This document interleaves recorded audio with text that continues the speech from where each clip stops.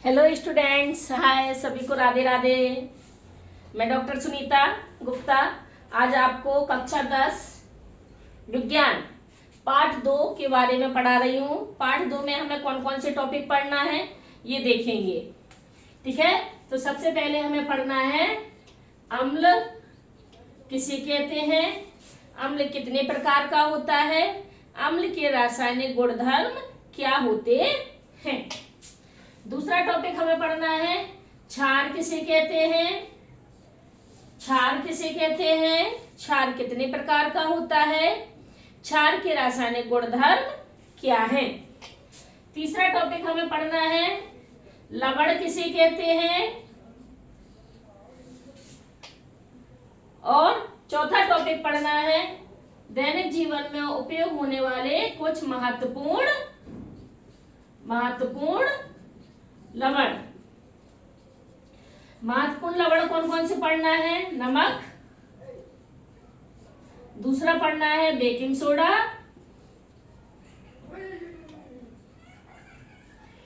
Soda, तीसरा पढ़ना है ब्लीचिंग पाउडर,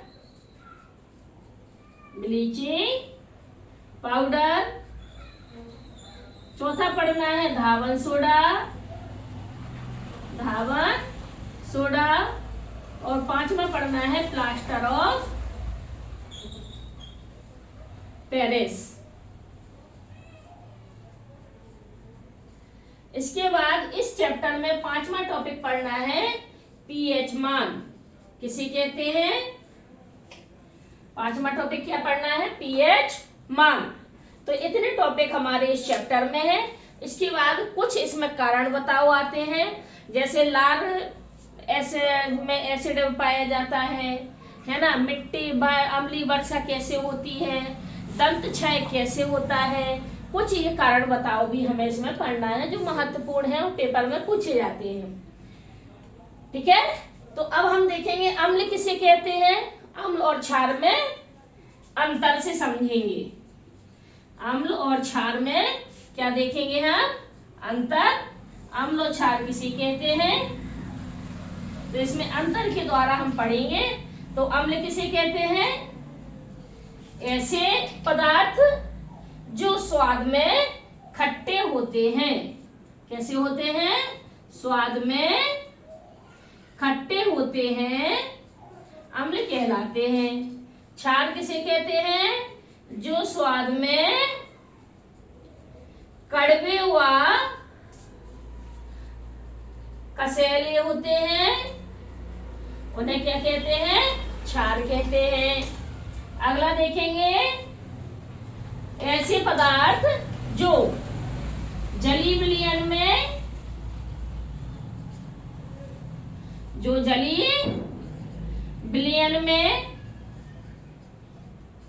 H आयन देते हैं, उन्हें अम्ल कहते हैं।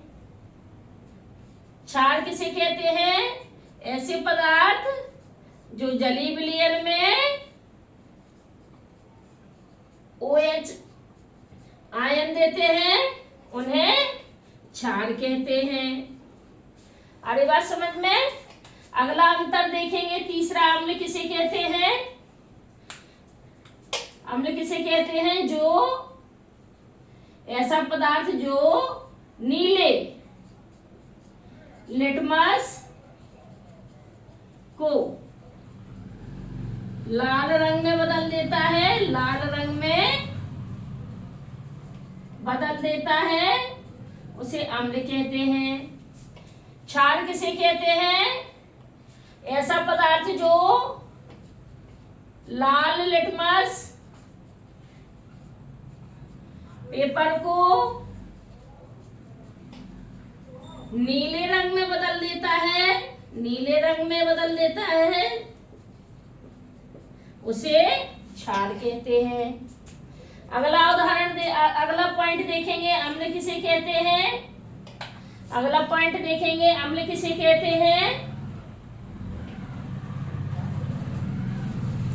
तो उदाहरण लिख देंगे, संतरा, नींबू, आम, आंवला, ये सब क्या कहलाते हैं? अम्ल कहलाते हैं। क्षार किसे कहते हैं? क्षार में लिख देंगे साबुन, है ना। साबुन के बाद क्या हो जाएगा आपका? बेकिंग सोडा, बेकिंग सोडा, करेला, ये सब क्या होते हैं?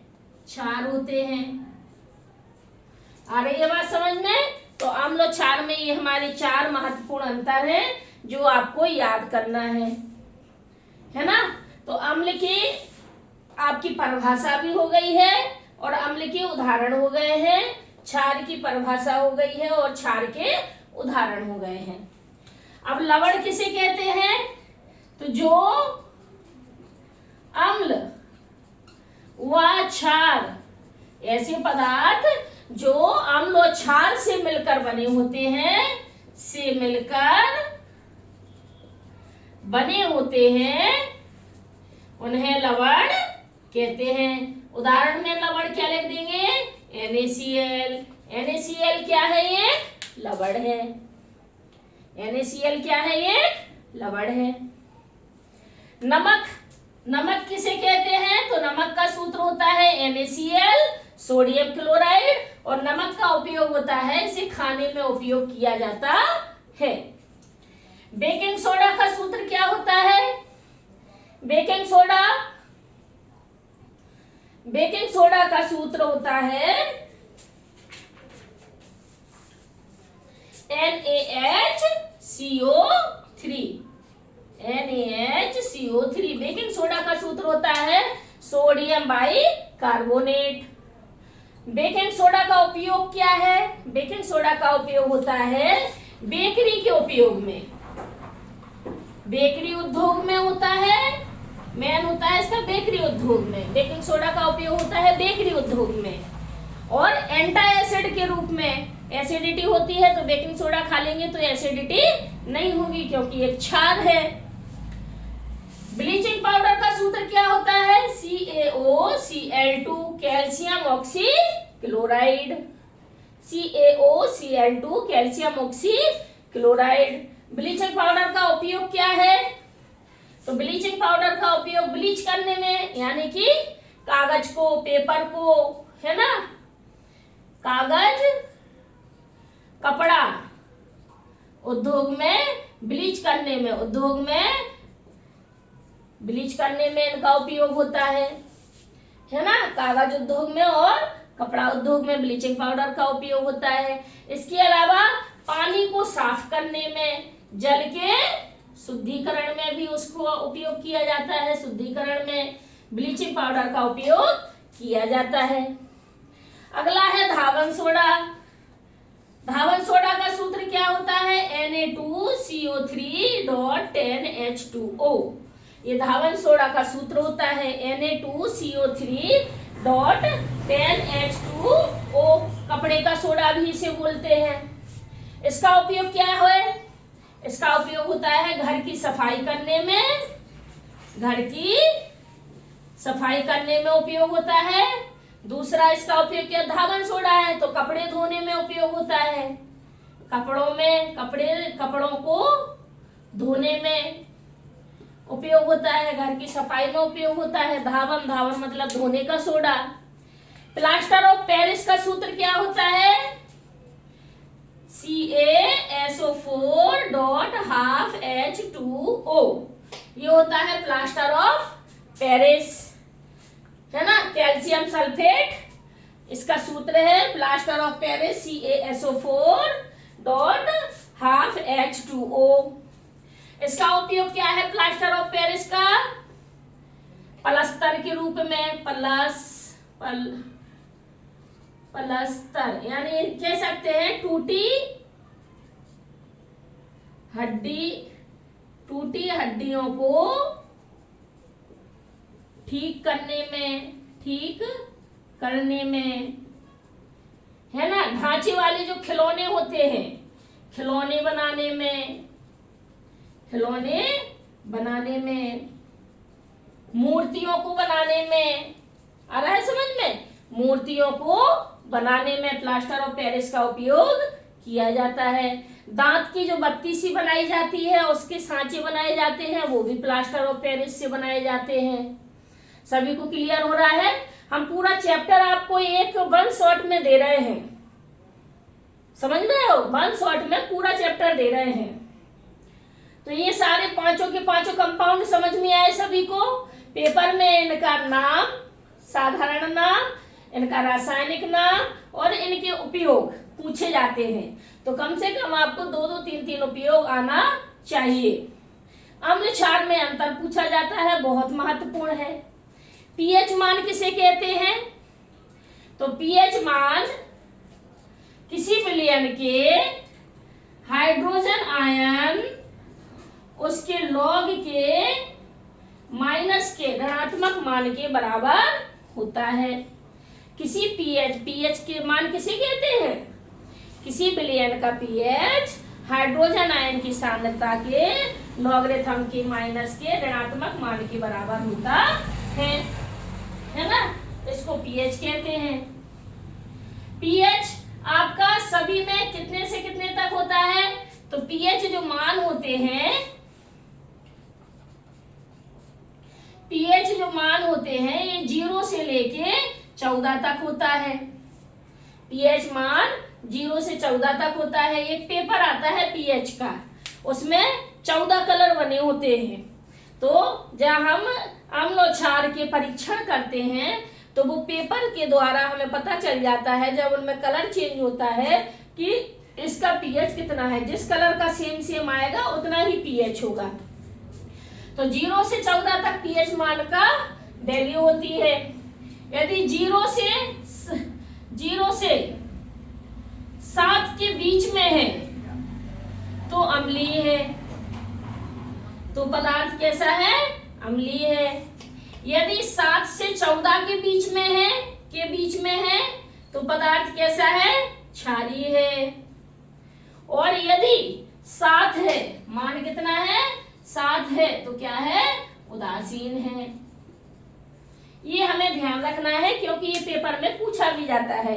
जैसे आपसे पूछा जाए मनुष्य की लार का पीएच कितना होता है, तो आपको कहना है 5.6 होता है, अम्लीय होता है।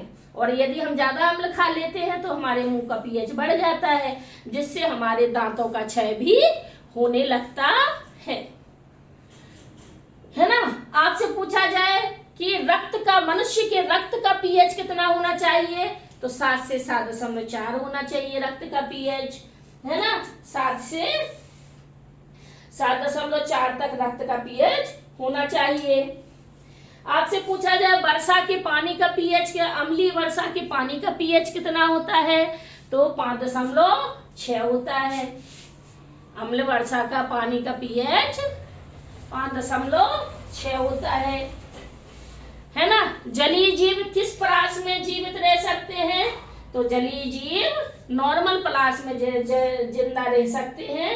यदि अम्ल वर्षा 5.6 से ज्यादा या कम हो जाता है तो जलीय जीवन अस्त व्यस्त हो जाता है, जिसके कारण जल में रहने वाले जीवों की मृत्यु होने लगती है। ये हमारा पूरा चैप्टर है कंप्लीट। वन शॉट पढ़ रहे थे आज हम। क्या पढ़ रहे थे? One shot. वन शॉट में हमने इसमें क्या देखा?